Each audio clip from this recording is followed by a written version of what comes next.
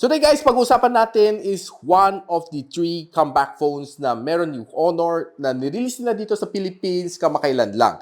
And na-review na natin si X8 and si X7. And now I think it's time for the highest variant among the 3 siblings. And it's the Honor X9. Buksan muna natin.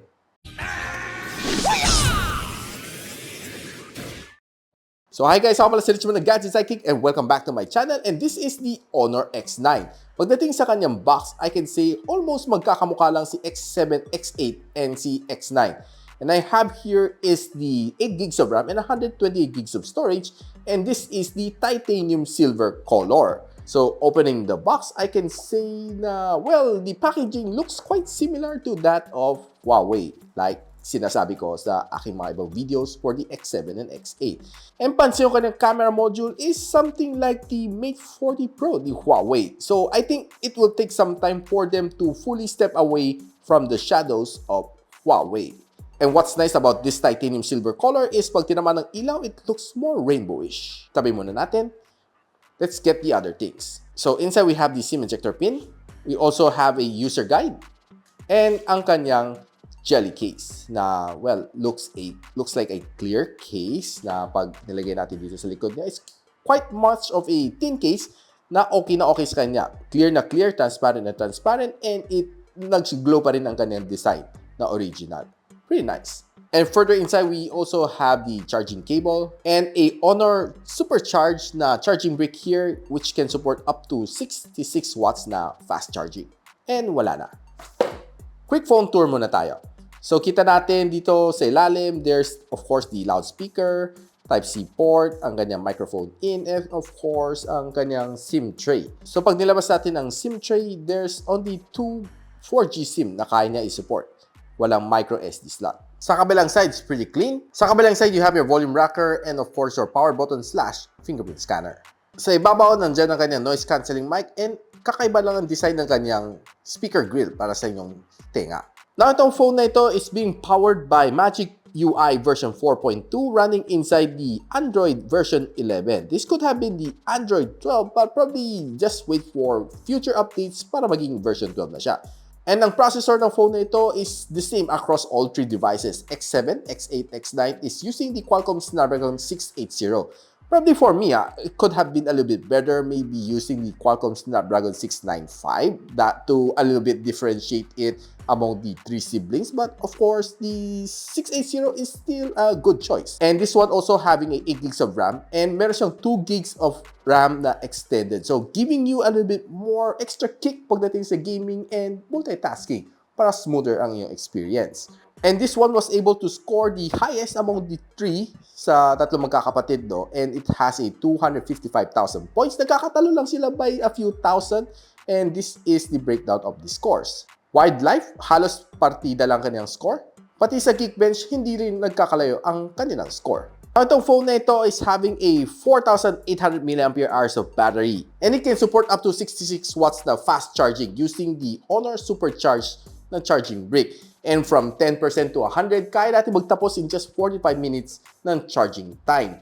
And using it for quite a few days here sa aking channel, I can say kaya naman niya magtagal ng more than a day. Siguro a day and a half. And using it on social media, and some browsing, some video chat, and a little bit of gaming. Now, pagdating naman sa gaming experience, I can say it's almost at par across the 3-1. Probably the only winning factor dito sa kanya is mas malaki ang screen, mas malaki ang viewing angle, and the touch response for me seems to be a little bit better.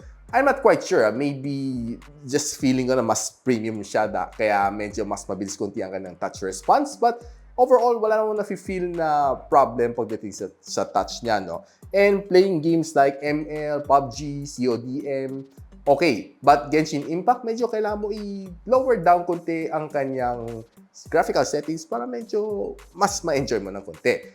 And overall, ang kanyang sound quality, I can say okay siya. Probably better than kay X7 and X8 dahil mas malakas ang tugtog niya. Pero hindi naman siya basag pag sinagad mo ang kanyang volume.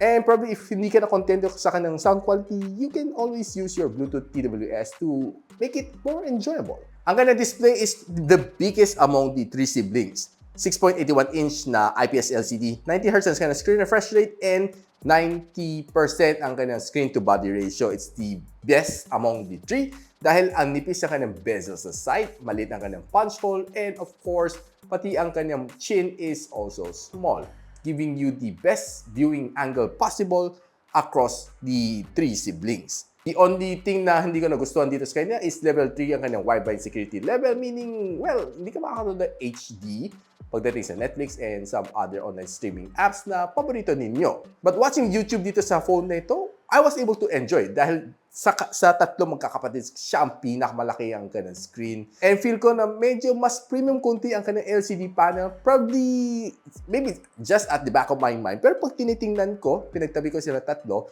it seems to me na parang mas maganda a little bit ang kanyang display dito sa phone na ito as compared sa dalawang magkakapatid. And watching YouTube, nag-enjoy ako watching some titles na gustong-gusto ko. And of course, some shows na sinusubaybayan ko like Uncle Roger. And overall, I can say na itong phone na ito is very good in terms of watching videos. Now, nilagay ko sa throttling test itong phone na ito. It was able to rate in some nice stats. So, after mga 7-minute mark, medyo bababa siya ng konti, but hindi naman siya namula after 12 minutes of testing. Usapang camera naman tayo right now. It has a 64MP na wide camera lens, 8MP ultra-wide, 2MP macro, 2MP depth sensor, and the only limitation dito is that it can only record up to 1080p 30fps. Despite it being the best among sa tatlong magkakapatid, ang nagpapalimit dito is the Snapdragon 680.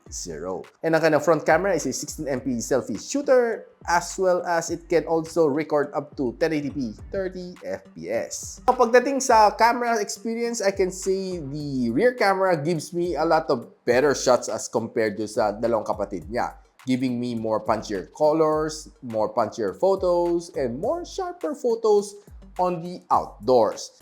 And taking it indoors, I can say it's also better dahil better ang kanyang color reproduction as compared dun sa dalawa niyang kapatid na X-series. And of course, some bokeh shots is also nice on this one. And taking in some low light shot is also good. Now, taking selfie shots, it's also better than the other siblings dahil mas maganda ka ng resolution.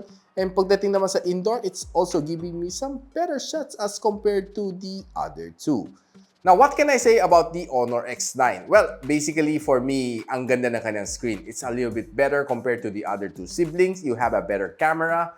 And pagdating sa gaming experience, it's, well, at par. Well, overall, pagdating sa photography, I think this one is the best among the three. And you can buy this one, si Honor X9, with a 8 gigs of RAM and 120 gigs of storage. And it's right now priced at 14,990. I'll be posting everything on the description box below should you like to buy it. So guys, if you like this video, don't forget to like, subscribe, and of course, click na rin bell icon para hindi nyo ma-miss mga future uploads ko dito sa aking channel. And so, ako pala si Richmond and you're watching Gadget Sidekick. What's up?